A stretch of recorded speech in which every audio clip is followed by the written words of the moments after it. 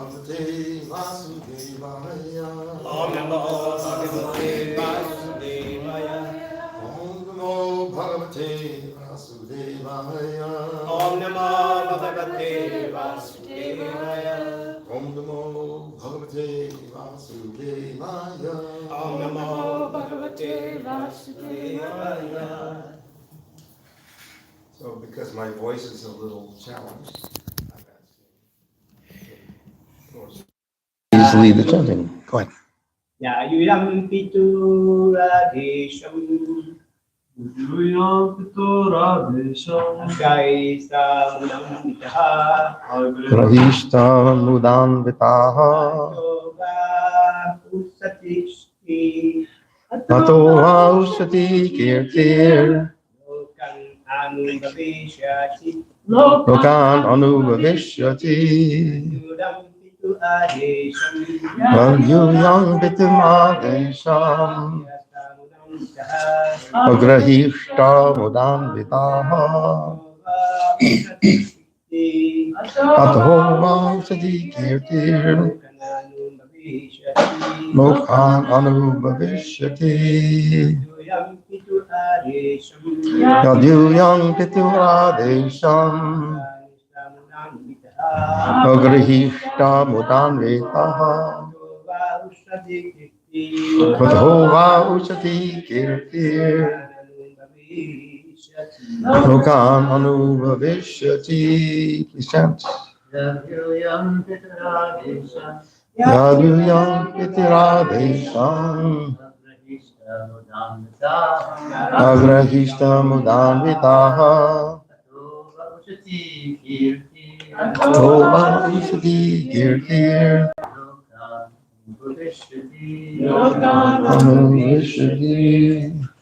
Yadyuyam Pitiradesham. Agrahishta Mudanvita.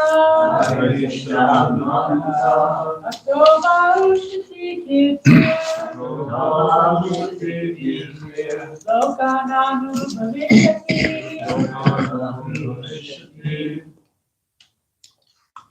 Someone else?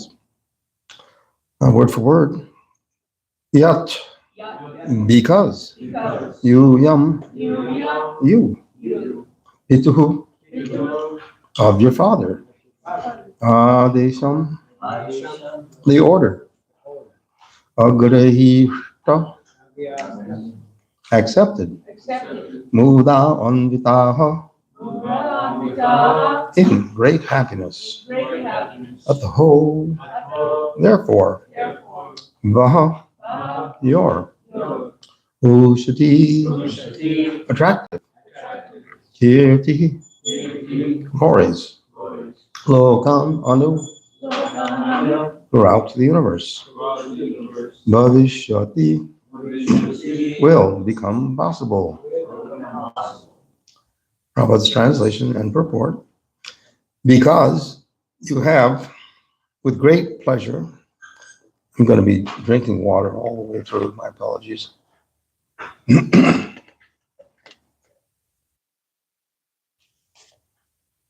Translation, because you have with great pleasure accepted within your hearts the orders of your Father and have executed those orders very faithfully, your attractive qualities will be celebrated all over the world. Please repeat. Because you have with pleasure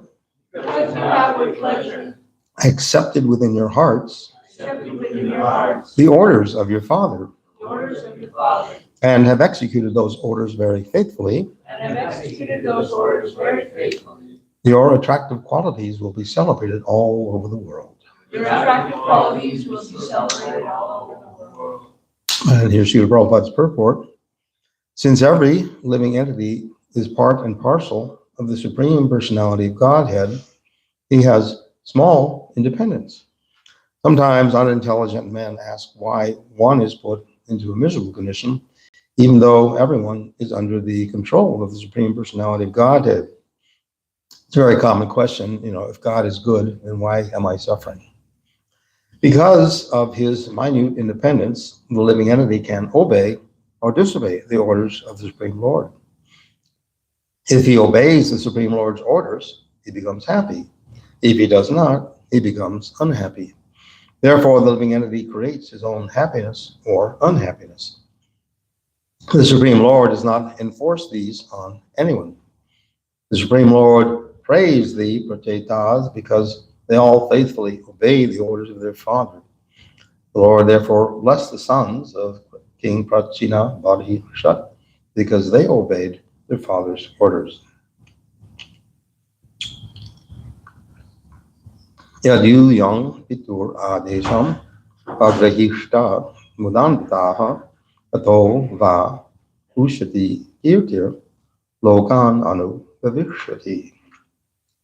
Because you have with pleasure accepted within your hearts the orders of your father and have executed those orders very faithfully, your attractive qualities will be celebrated all over the world.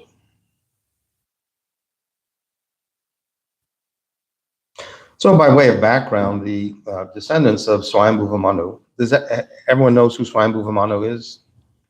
The descendants of Swayambhuva Manu occupy a significant portion of Canto 3, and actually all of Canto 4 of the Srimad Bhagavatam, with even some mention in the 5th canto. So my godbrother, Hanumat Presak Swami, regularly gives classes on an online platform called eSangha. And in more than one of his classes, he taught everyone an acronym, which I will now teach you. And the acronym is DAPUP, D-A-P-U-P, DAPUP.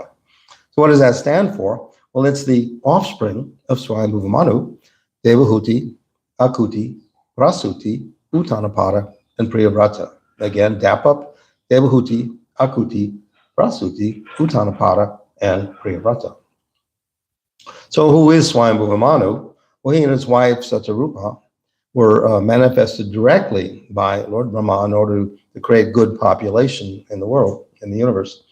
And that's why Swayambhuva Manu and his offspring are such crucial personalities in the Srimad Bhagavatam and in the entire universe, for that matter. Swayambhuva Manu's son, Uttanapada, had two wives, Suruchi and Suniti. And by Uttanapada's wife, Suniti, he had a son, Dhruva Maharaj. And Dhruva's exploits are very well known. From Dhruva came Vatsara, then Pushparna, then eventually Anga, whose son was the notorious King Vena.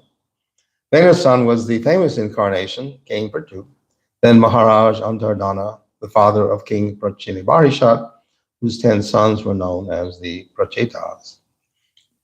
So if we see a pattern here, is that so much of the Bhagavat philosophy was transmitted by or through Kshatriyas, not Brahmins, including the prime hearer of the Srimad Bhagavatam, Parikshit Maharaj.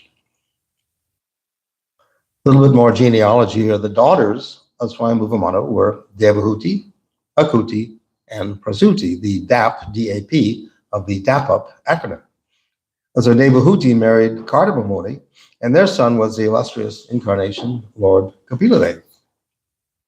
Akuti married Ruchi, and their children were Yagya, an incarnation of Vishnu, and Dakshina. And Prasuti married Daksha, and they produced 16 notable daughters, chief of whom was Sati, or Parvati, the wife of Lord Shiva. And other important daughters of Prasuti and Daksha included Aditi and Diti, who were the mothers of the universal demigods and demons. So the first chapter of Canto 4 is a veritable who's who of notable Srimad Bhagavatam personalities, all descendants of Swayambhuva Manu's daughters. And the entire 4th canto deals with the descendants of Swayambhuva Manu through his daughter Prasuti and son Uttanapada. Now, a little reality check here. All of these names may be a bit bewildering, or they may mean almost nothing. But think of it this way. If I attend a social gathering and I don't know anyone there, I may feel a bit bewildered by the mass of unknown people in the room. But as I gradually learn their names and get to know them a little, this mass of unknowns transforms into meaningful acquaintances and perhaps even some friendships. So it's worthwhile to familiarize ourselves with the important personalities in the Bhagavatam. It's worthwhile to get to know some people at a gathering who had previously been strangers. As I become more familiar with the Bhagavatam personalities, I begin to see the family connections between them, which provides an even greater sense of knowing the Bhagavatam. So, Canto 4, Chapter 30, the activities of the Prachetas, the chapter that we're currently studying. We're actually almost, that brings us almost to the end of the fourth canto. There's just one more chapter. So, Chapter 30 records the history of the 10 royal Prachetas who performed 10,000 years of austerities at the instruction of their father, King Prachinivarisha, meditating on Lord Vishnu. And so what happened just before this? The Prachetas accepted their father's injunction to perform severe penances, and they entered the ocean and chanted hymns taught by Lord Shiva in praise of Lord Vishnu.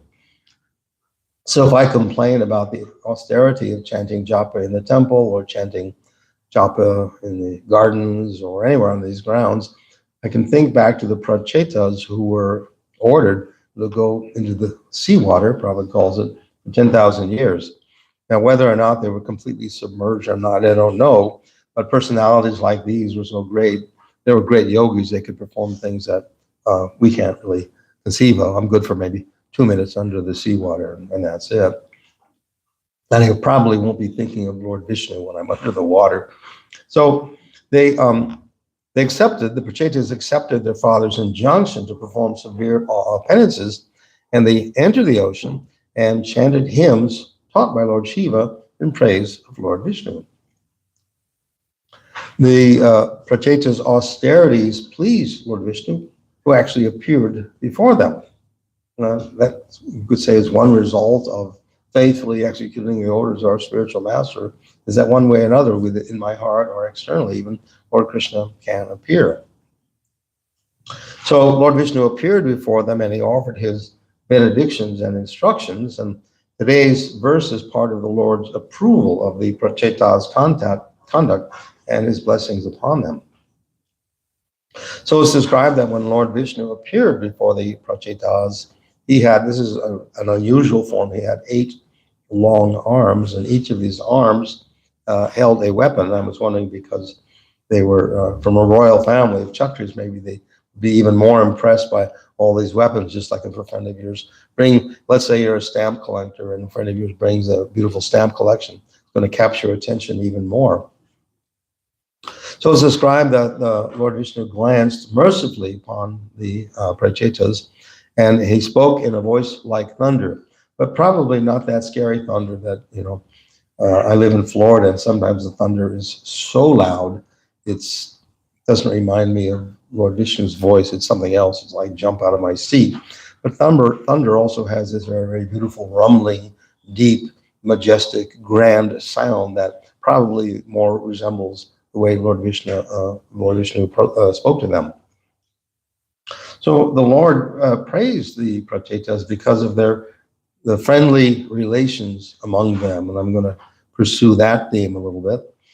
And he praised them because of the fact that they had accepted the orders of their father within their hearts, and because they executed those orders very faithfully. So I'll read today's verse again. It's short. It says, because you have with pleasure accepted within your hearts the orders of your father, and have executed those orders very faithfully, your attractive qualities will be celebrated all over the world. The words muda, anvitaha, which means accepting with pleasure, mean, this is important, that mechanical obedience is not enough. What counts is joyful, wholehearted acceptance of the instructions that I receive.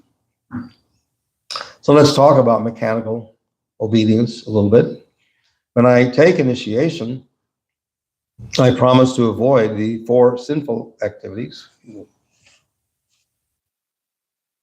I promise to avoid this 4 sinful activities.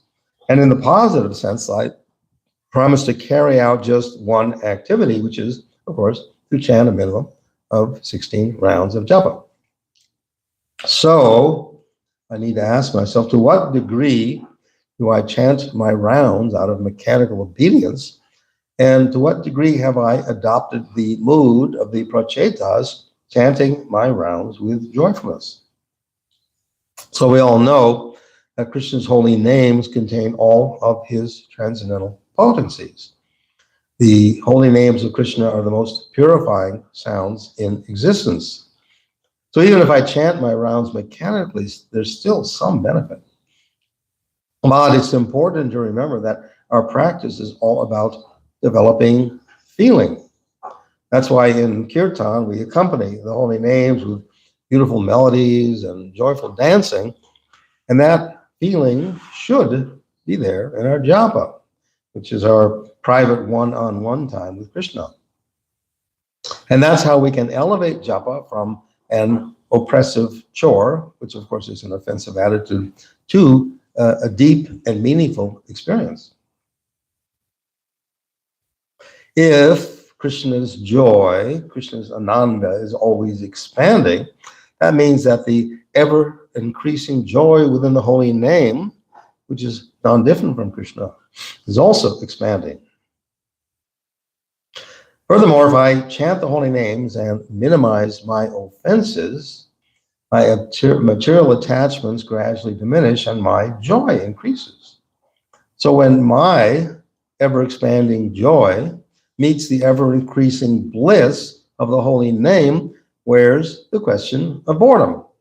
If I'm struggling to stay awake and stay attentive during japa, it just means that I'm still in an early stage of chanting japa.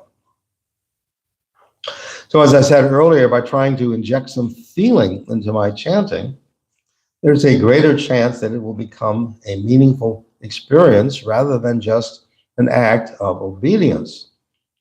Here's an important phrase.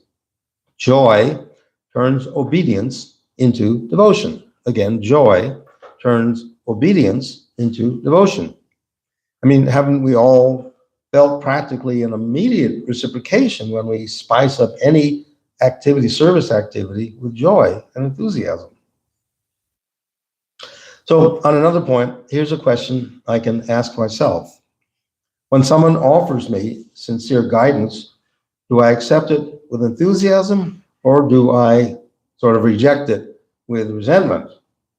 When we're very young, we're in such a receptive state of mind, it's natural to receive instructions and execute them joyfully.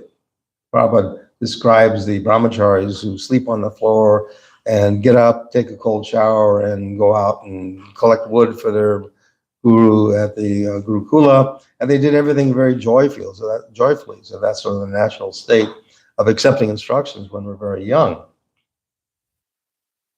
But as I get older, my false ego solidifies, my heart hardens, and I begin to think of myself as above receiving guidance from others. Now, that's a pity because regardless of our external age, we are eternally servants of God. If we comply with instructions joyfully, it reflects a greater degree of inner happiness. And when you think about it, Krishna, Srila Prabhupada, our spiritual master, they want us to be happy. If we're glum, if we're depressed, if we're in a suffering state of mind, who knows what mode of nature that is? That's tamagun. Someone would describe to Prabhupada that he felt suffering for the plight of humanity. And Prabhupada's response was something like, you nonsense. If you're an actual Vaishnava, you're feeling joy, you're feeling bliss. That doesn't mean we don't empathize and commiserate with the mass of suffering humanity. But our internal mood needs to be one of joy. How else will we approach the Supreme joyful unless we're also joyful? So we've all become disturbed or angry when we're provoked, and we know that state of mind of being angry and disturbed is a super drain on our energy and our consciousness. But when life tests us, if we face the test with grace and with poise, we exercise that joyful muscle within us and deepen our realization that we're a servant to others. So another point from today's verse, we develop good qualities in order to please Guru and Krishna, not to become famous. But naturally, as we develop godly qualities, we become attractive to others. And as it's stated in today's verse, "To va ushati kirtilo kan anubhavishyati," quote, "Your attractive qualities will be celebrated all over the world." So as long as we're under the thumb of the modes of material nature, our attempt to develop good qualities, some may call it to evolve, will be hit or miss, mostly miss. Because unless I follow a saintly person, I'll be unclear on what exactly saintly qualities are. I need to have an example. I may have a little understanding of the modes of goodness, but because the modes of nature are always competing with one another, I won't be able to maintain that standard of goodness. It's only when I gradually rise above the modes of nature by practicing devotional service that I can truly approach Sattva Gun and eventually what's called Vishuddha Sattva, or pure goodness, which is transcendental to the material modes. So it's stated later in this chapter, by Lord Vishnu actually, that the Prachetas will be blessed with a good son who will be in no way inferior to Lord Brahma. So if we have children or trying to have children, we hope and pray that they're of good quality, that they're not, rascals or demons or some way defective, if you will. But they were blessed with a son who would in no way be inferior to Lord Brahma. Furthermore, their son will be famous all over the three worlds. Now, because the Prachetas demonstrated a joyful willingness to receive instruction, Lord Vishnu directed them to get married. He blessed them to enjoy all the facilities of this world and of the heavenly world with full strength for 1 million celestial years. Now, that's really a great 1-2 punch. You can enjoy everything of this world and the celestial worlds with full energy for 1 million celestial years. Then here's the kicker. Thereafter, he blessed them that they would develop unadulterated love for Krishna, be freed from all material contamination, and return home, back to Godhead. So, as I may have warned some of you, this is a little bit of a short class. But on a closing note, I want to say I'm very grateful for the association of each and every one of you. That's everyone in the temple and everyone who may be listening online.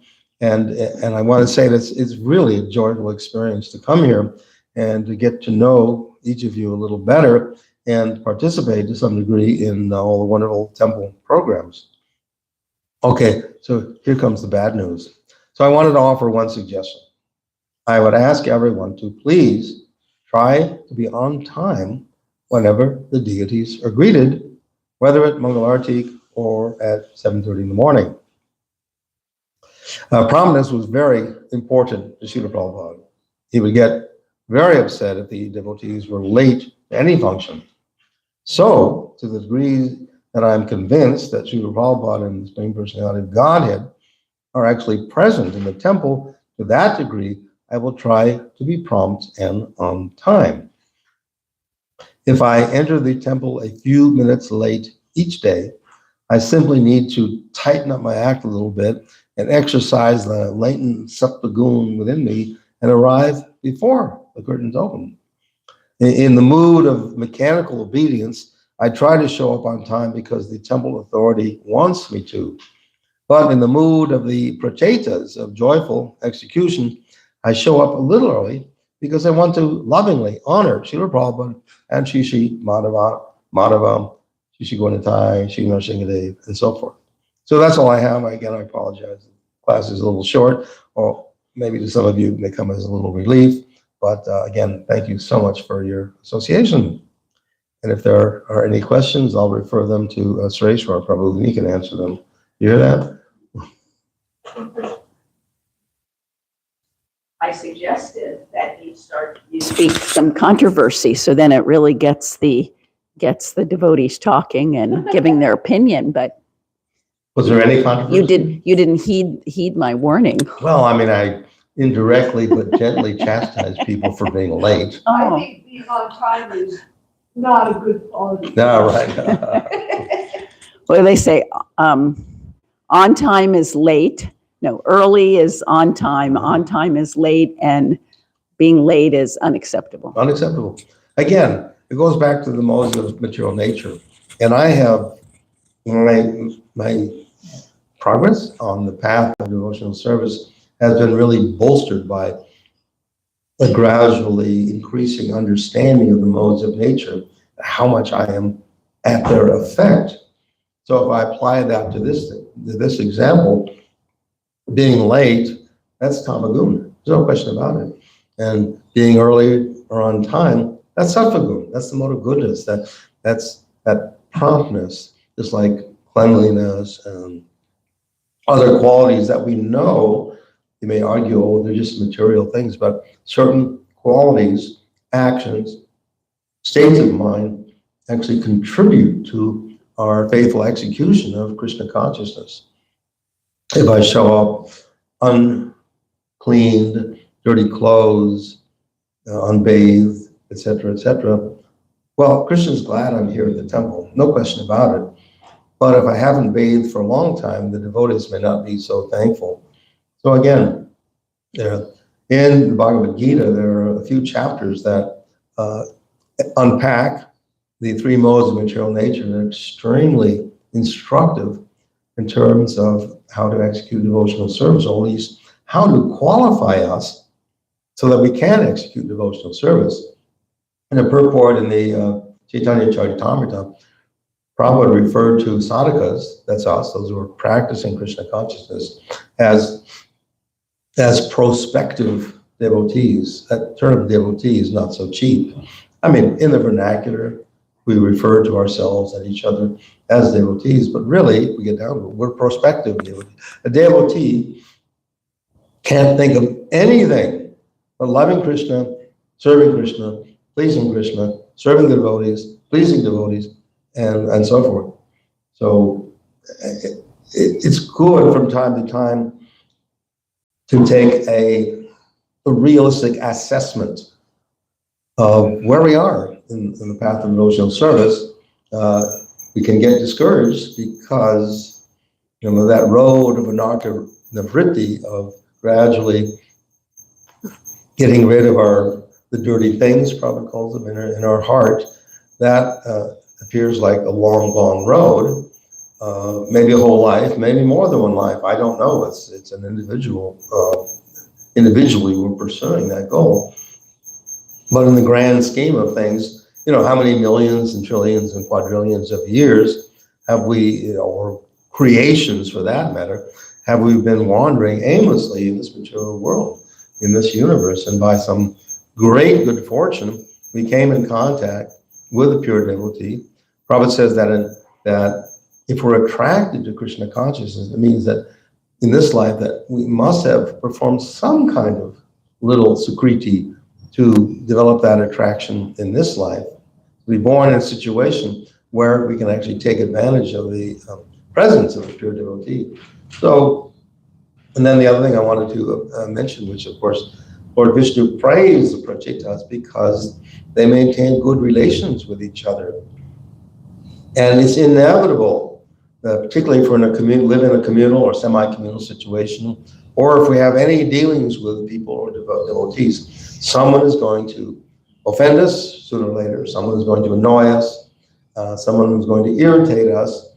And as I said earlier in the talk, that's inevitable. But how I respond to that provocation, it may be an unintentional provocation, but how I respond to that situation says a lot. And as I've shared privately with some of you, my wife, Kapalatika, has wonderful qualities. But one of the things I'm very grateful for is that in our marriage, I've gradually learned to come to a higher standard of being patient and not speaking offensively, not doing things that are hurtful or offensive or sarcastic or all these things.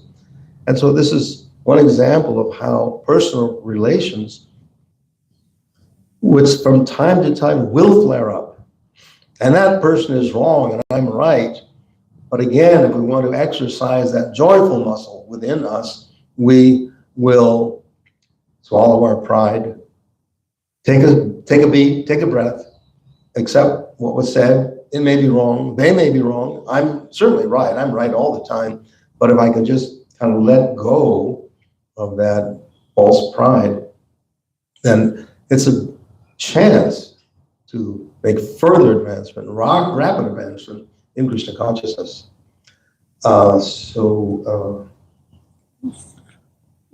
Okay, Gangamani Prabhu. A couple comments and a question, if we have time. We do? First, on that last point you were making about your wife helping you raise up, Radhika Raman Prabhu said, it's not often the Bhagavatam flatters the Grihastha ashram, but he said there is one really important benefit is that you have accountability. You're living with somebody and they will call you up on your whatever transgressions or whatever. So he said we should really have someone if we're not married, we should have a close friend who will hold us accountable to, our behavior. And if we're, we don't have that, then we're really missing an important facet of our devotional life, having a. I support that because Krishna consciousness is not, unless one is extremely advanced, is not meant to be executed alone. It's not meant to be executed in seclusion. It's meant to be executed in Sangha, in association with devotees. And that's harder. But it's, as you said, it's one way to help keep ourselves, one way to keep ourselves in check. Things come up. Thank you. And you had a question? Well, another short comment. When you're talking about doing things with joy, it's a theme. I think I mentioned to you yesterday, this Catholic Saint Teresa of Lisieux, she said, a big theme, her path or her teachings are called the little way. And she's well known for saying, doing ordinary things with extraordinary love. And that, expecting to have some startling revelation of God, it's really in the small things which we put our heart into that Krishna notices,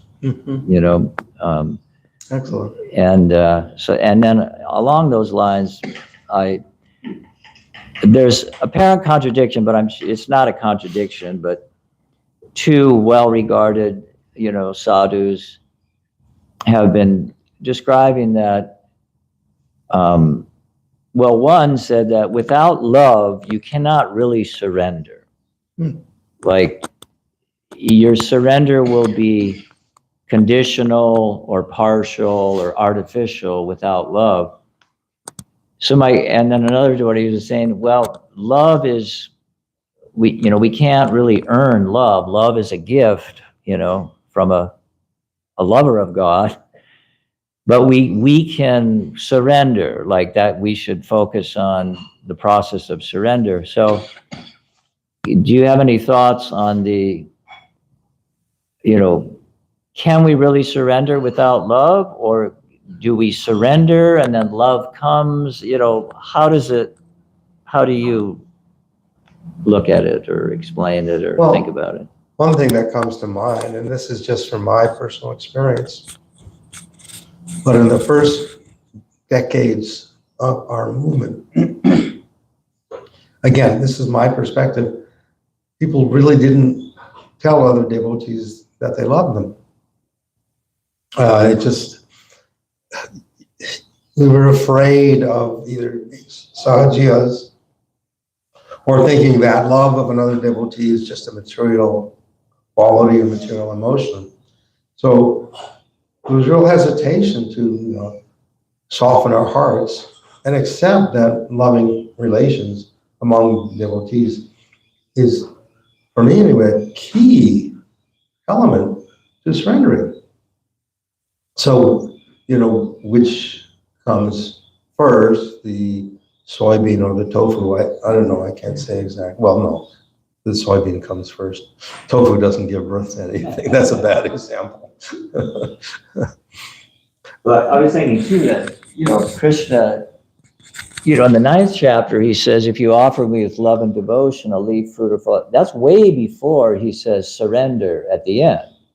So he's calling on us to express our love before his final instruction of abandon all varieties of religion, just surrender unto me, which would be, that seems to be, you really have to come to a platform of deep love before you can fully surrender, but gradually we are being asked to exhibit some love to Krishna even before we're at the point of full surrender. I mean, it seems like they work in tandem, it seems, Yeah.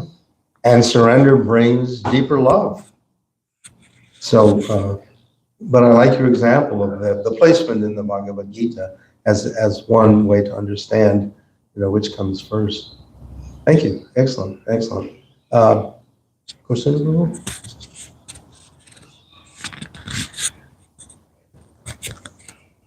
Thank you for your class.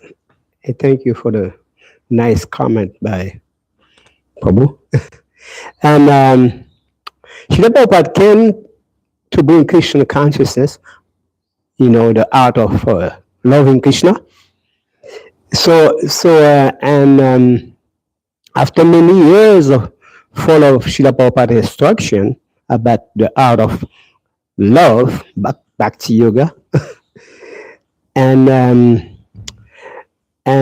after many years practicing Krishna consciousness, we have to develop this love Srila Prabhupada bring to us, and after so many years, if we don't get the love Srila Prabhupada give us and to address and to give it to others, after many years, so something wrong. So can you explain me what is when some people cannot get about, we have to love somebody the way you approach people, is love, because if after many years we have been in the movement, we still don't know how to approach each other among us, how can we be a preacher? And Srila Prabhupada explained the preacher, they was never living in the building, temple church, they always living outside. So if they don't have a love, how can they give to others? So can you explain? So a godbrother of mine, I guess, could have been last Sunday or the previous Sunday, because I follow the Alachua temple classes online. So he gave a class which could easily turn into a 6-hour seminar about Krishna's love, which is really central to everything that we're doing, whether it's temple activities or spreading Krishna consciousness through educating others. And he said that one obstacle to my loving Krishna is I feel unlovable myself. If I'm unlovable, then how can Krishna love me? But one point of his class was that Krishna's love is completely unconditional. It's not based on, just like the father loves his children, some may be in good health and some in not such good health, but he loves them all equally. So Krishna loves all of us unconditionally. And then in the class, the devotee said, just imagine a situation in which you had unlimited love for somebody and they felt unworthy of your love. How frustrating would that be? I love you with all my heart. Now I'm not worthy of your love. So Krishna may feel something like that the love is there, but we shut down. We don't feel worthy. we reject it, exactly. And to me, Gangamantu Prabhu and I had lunch together. It was a lovely experience yesterday. And we were discussing, among other things, the importance of character development in our spiritual progress. If I don't actively, progressively try to reform my detrimental qualities, it's very, very hard, if not impossible, to make real progress. As we know, it's easy, it can be easy to make a show of progress and put on, certain things exteriorly, which are not within my heart. The point is to gradually purify my heart, and it comes, minute by minute, hour by hour, day by day, of actually trying to be a better person. And that includes more loving of myself, more loving of the devotees that I in contact, more loving of people whom I'm trying to approach who may be totally innocent regarding Krishna and Krishna consciousness. So yeah, I mean, people, you may ask, did George Harrison have it right? All you need is love. And by some arguments, you could say, yes, he had it right. If Krishna is love, and if we as spirit souls, we're also composed of love, then it means tuning into that, arousing, awakening that love through purification, and as the Prachetas did, they glorified Krishna, they pleased Krishna, they were willing to undergo great austerities. And so when Krishna is pleased, then the sky's the limit, or Vaikuntha, or Krishna Loka is the limit in terms of what we can do. One last comment, because then I will become a liar, because I said the class was going to be short, and it's already too late. No, but Yeah, the microphone. before I become a devotee, I did not have no love. I used to fight everybody. But when I start going in book distribution, Sankirtan, and Krishna was whooping my butt because I was very puffed up, very arrogant. But I got so much spanked by Krishna. And I realized, to really develop the love, to understand the love Srila Prabhupada bring to us, we need to go outside, because outside is the war. If you think you're a good fighter, you're a soldier, go out. So the thing I learned a lot by get beat up by people outside. And when I used to come back among devotee, I used to love devotee because devotees are so sad, so kind. Yeah. So but I understand, if we can, after many years, we still have this love among each others.